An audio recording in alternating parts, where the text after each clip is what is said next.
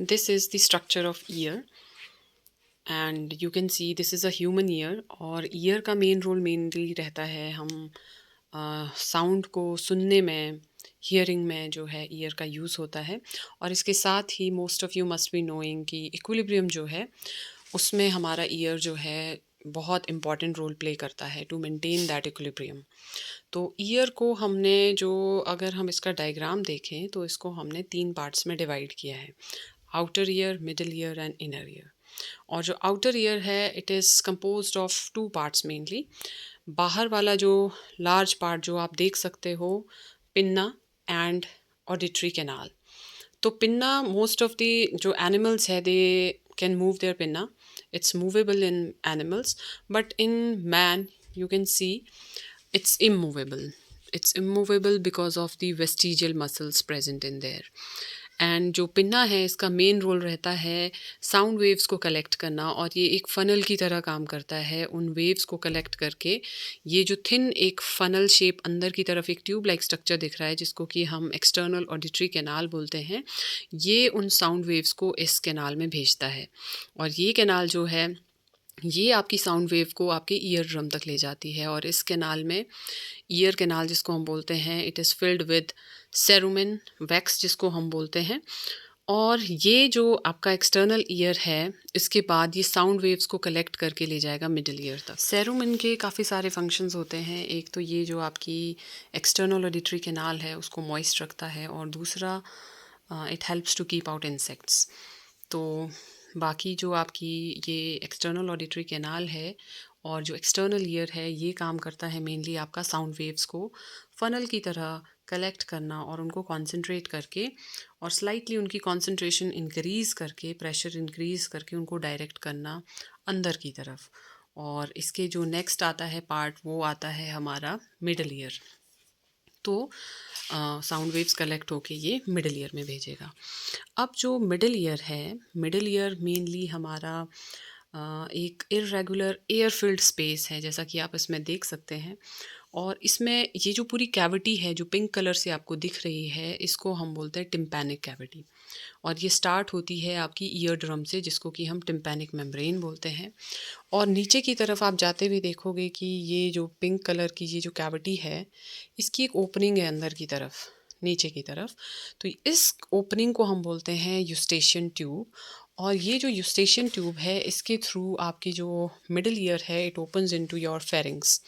और कई बार आपने देखा होगा कि कान में आपको काफ़ी प्रेशर फील हो रहा है और जब आप मुंह खोलोगे या चबाओगे तो वो प्रेशर रिलीज़ होता है। तो ये जनरली ये स्टेशन ट्यूब जो होती है ये जनरली क्लोज्ड रहती है, बट वाइल वी च्यू और वी यॉन तो उस टाइम ये थोड़ा सा ओपन होती है और इसमें जो प्रेशर क्रिएट होता है हमारे कान में उस प्रेशर के रिलीज़ होने में ये हेल्प करती है, उसको रिलीज़ करने में ये हेल्प करती है। और ये जो यूस्टेशन ट्यूब है इसका मेन रोल रहता है प्रेशर को इक्वलाइज करना दोनों तरफ। टिम्पैनिक मेम्ब्रेन जो है, टिम्पैनिक मेम्ब्रेन यानी जो ईयर ड्रम जिसको हम बोलते हैं, पर्दा जिसको हम बोलते हैं, उसके दोनों तरफ जो है प्रेशर को इक्वलाइज करके रखना।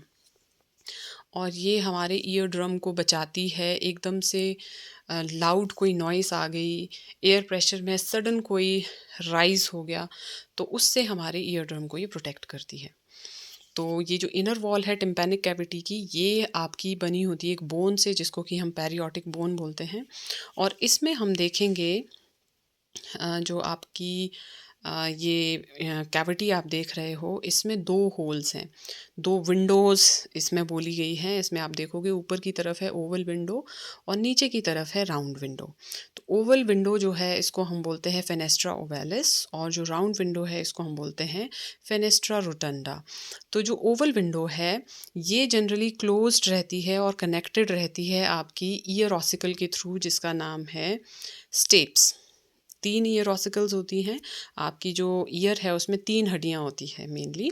तो ये 3 जो हड्डियाँ हैं इनको हम बोलते हैं ईयर ऑसिकल्स। तो first one is your Méliès, middle one is your incus and smallest bone जो आपकी बॉडी की है दैट इज़ योर स्टेप्स। तो जो इनकस है ये आपकी होती है एनविल शेप की, और जो स्टेप्स है वो स्टिरअप शेप की होती है। ये तीनों इसका स्ट्रक्चर है। तो जनरली इन तीनों बोन्स का क्या काम है, ये आपकी साउंड वेव्स को इंक्रीज करती है, उसकी इंटेंसिटी को बढ़ाती है।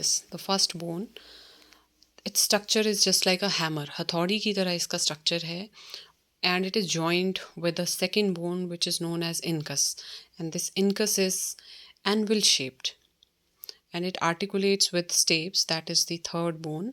And stapes, as we can see, it is of stirrup shaped bone. और ये तीनों बोन्स जो हैं ये एक दूसरे के साथ टकरा के वो जो टिम्पैनिक मेम्ब्रेन है, आप देख सकते हैं मीलियस के स्टार्टिंग में there is a membrane, this membrane is tympanic membrane. They collect this sound wave and they amplify the sound waves. और जो स्टेप्स है, earlier we saw stapes is connected with the fenestra ovalis, जो कि आपके internal ear की तरफ आपका connection है, मिडिल ईयर और इंटरनल ईयर का।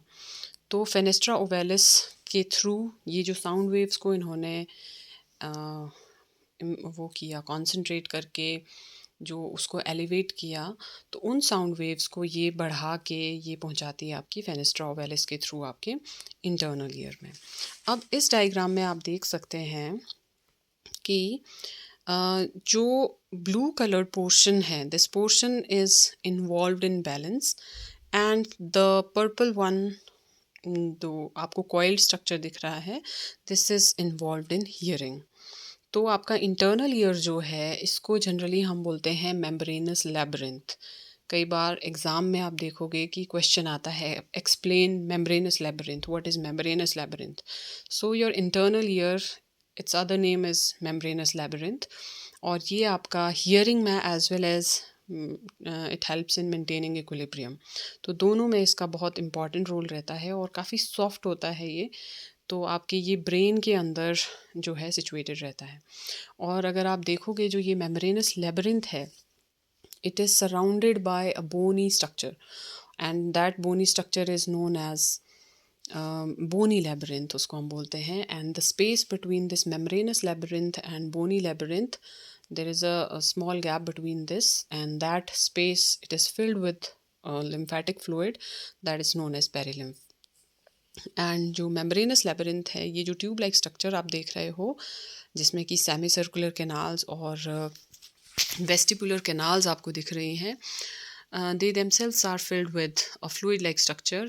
इसके अंदर फ्लूइड भरा होता है जिसको हम एंडोलिम्फ बोलते हैं। तो ये जो इंटरनल ईयर है, ये आपका कैसे वर्क करता है ये काफ़ी डिटेल में आता है, तो इसको हम नेक्स्ट वीडियो में बताऊंगी डिटेल में। तो अभी फ़िलहाल ये है आपका स्ट्रक्चर ईयर का। इसमें मेनली हमने कवर किया एक्सटर्नल ईयर और आपका मिडिल ईयर। Thank you.